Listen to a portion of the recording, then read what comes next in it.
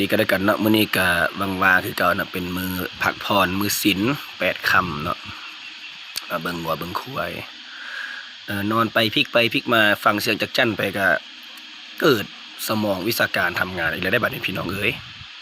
ก็สิมันเป็นทำตัวเป็นนักวิเคราะห์ประมาณ 4-5 นาทีคือเก่านะพี่น้องเนาะเรื่องเกี่ยวกับคดีฆาตกรรมของคนลาวเฮาเนาะที่ไปเฮ็ดเวียกอยู่ประเทศเพื่อนบ้านก่อนอื่นเบิดนะก็ขออนุญาตเนาะเรื่องวิเคราะห์บ่มีถูกมีผิดคือเก่าพี่น้องเอ้ยเฮาสิมาเว้าเรื่องการฆาตกรรมของหนุ่มลาวกับสาวลาวที่ไปเฮ็ดเวียกอยู่ประเทศไทยแล้วฆาตกรรมฆ่าหันศพแยกชิ้นส่วนไปทิ่มจุดนั้นจุดนี้เนาะแต่ว่าสิมาเว้านี่ก็บ่แม่นว่าสิมาเว้าว่าผู้หญิงเป็นจังซั่นผู้ชายเป็นจังซี่อันนี้สิบ่เว้าเนาะอันนี้สิบ่ก้าวไกลเรื่องส่วนตัวเขาเจ้าแต่สิมาเว้าภาพรวมเกี่ยวกับการนำเสนอข่าวของสื่ออีกแล้วพี่น้องเอ้ยก็สิไปพัวพันกับคลิปก่อนของข้อยนั่นล่ะที่ว่าการกั้นกรองข้อมูลข่าวสารออกสู่โลกโซเชียลเนาะจู่เจ้าก็เฮ็ดเลียวถามพุ่นเนาะเฮ็ดเลียวถามโพดเฮ็ดเลียวถามแบบว่าภาพตัวนั้นออกมาเนี่ยแม่นมันจะได้ใจคนที่เบิ่งคนที่ติดตามข่าวว่าอยากรู้เหตุการณ์เอาง่ายๆก็ทึกใจพวกที่สารแหน่ง่ายๆซะ พวกที่ซ่อนหูซ่อนเห็นทึกใจพวกนั้นแต่มันบ่ทึกใจไผบ่ทึกใจครอบครัวเขาเจ้าบ่ทึกใจญาติพี่น้องเขาเจ้าที่เห็นภาพลูกหลานเขาเจ้าเป็นแบบนั้นเป้าหมายของครอบครัวก็คืออยากจับคนร้ายที่ทำให้ร่างกายลูกหลานเขาเจ้าแค่นั้นแหละเป้าหมายนะอยากให้คนร้ายมารับโทษเป้าหมายเขาเจ้าบ่อยากรู้ว่าลูกหลานเขาเจ้าถูกทำร้ายแบบใดเขาเจ้าบ่อยากเห็นภาพซ้ำบ่อยากให้เป็นความจริงซ้ำว่าลูกหลานเขาเจ้าถูกหั่นศพถูกแยกชิ้นส่วนเขาเจ้าให้บ่อยากรับรู้ซ้ำถึงว่ามันสิปฏิเสธบ่ได้ก็สร้าง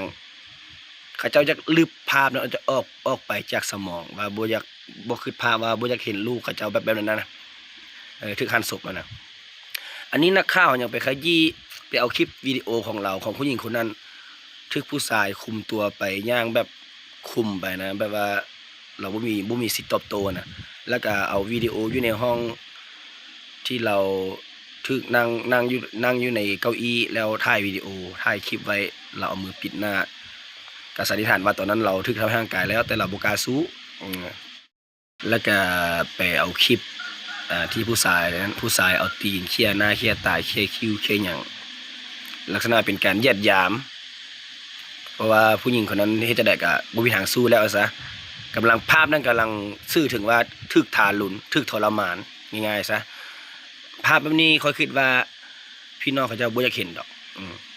ก็คือว่าล่ะเป้าหมายของเขาเจ้าก็คือว่าอยากให้จับคนร้ายได้แต่นักข่าวยังเอามาเฮ็ดกราฟิกเอามาเล่าเรื่องราวเหตุการณ์ต่างๆแบบเจาะลึกเจาะจิ้มทั้งที่คดีมันจบแล้วได้ถึงว่าบ่จบก็สร้างแต่ว่าจับคนร้ายได้แล้วเขาเจ้าก็จะมีขั้นตอนดำเนินว่าคนร้ายจะได้รับโทษแบบใดเป็นขั้นตอนของตำรวจกับศาลที่เขาเจ้าจะตัดสินว่าจะรับโทษแบบใดมีแต่เท่านั้นขนาดเฮาบ่แม่นญาติพี่น้องเนาะบ่เป็นญาติพี่น้องเฮาเห็นรูปภาพที่เขาเจ้านักข่าวเอามาลงนะเฮายังสะเทือนใจแล้วถ้าว่าพี่น้องเขาเจ้าเห็นนี่สิสะเทือนใจส่ำใดฉะนั้นความคิดส่วนตัวของข้อยว่าคดีมันใกล้จะสิ้นสุดแล้วจับคนร้ายได้แล้วอยากให้หยุดซะอย่าไปเอาคลิปเรามาเผยแพร่อย่าเอาเรื่องราวของเรามาปั้นเรื่องเป็นเรื่องราวต่างๆเพื่อจะเฮ็ดให้ญาติพี่น้องเขาเจ้าค่อยๆลืมไปค่อยๆลืมไปให้เขาเจ้าใช้ชีวิตเป็นปกติหาอยู่หากินไปที่จริงเรื่องมันเกิดไปแล้วก็ไผก็บ่อยากให้เกิดดอกเนาะแต่ว่าก็แม้ว่านักข่าวเอามาอยากให้เป็นอุทาหรณ์เอาเป็นอุทาหรณ์ว่ามาให้สังคมรู้ว่าเรื่องแบบนี้มีเด้อค่อยว่ามันบ่มีประโยชน์ปานใดบ่มีประโยชน์ปานใดถ้าว่าคนจะลอกเลียนแบบนะมันจับมวยเบิดได้แล้วมันจับมวยได้เบิดแล้วมันจับรูปการได้แล้วว่าเฮ็ดจังซี่ฆ่าจังซี่มันสิพ้นคดีสินี่จังซี่นี่เป็นการบอกล่วงหน้าของคนจะลอกเลียนแบบก็เป็นไปได้เนาะคือเป็นได้ก็ได้เห็นบ่คือว่าอยากให้หยุดซะเนาะอยากให้หยุดซะนักข่าวต่างๆบ่ว่าจะเป็นซ่องต่างประเทศหรือว่าซ่องลาวนะหยุดแชร์เรื่องราวที่หดหู่ของเรา